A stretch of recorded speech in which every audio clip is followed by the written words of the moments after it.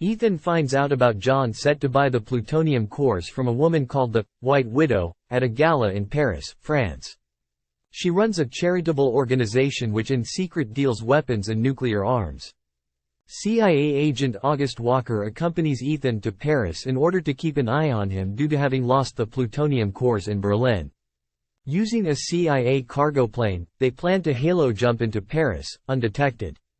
On board, they do not get along too well and Walker insists on jumping despite Ethan's warnings about the storm.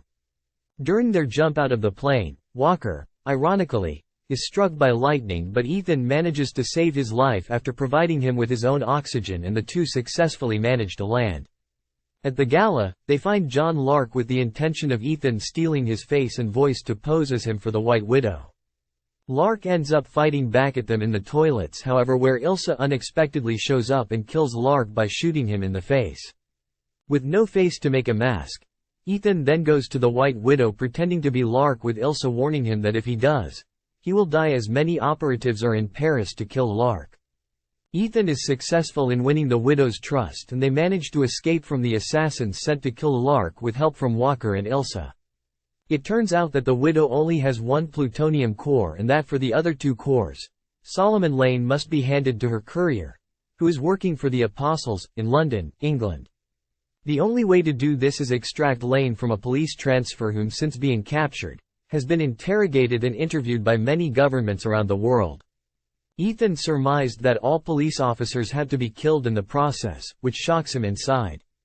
However, Ethan agrees to the deal pretending that he has no line, since he is posing as Lark. During the event itself, Ethan takes the help of the Widow's men, including her brother. However, Ethan changes his plan without informing such that no cop has to be killed. Ethan manages to grab onto the payload of the second helicopter and climb up to the inside, where he takes out both the driver and his guard and takes control of the helicopter.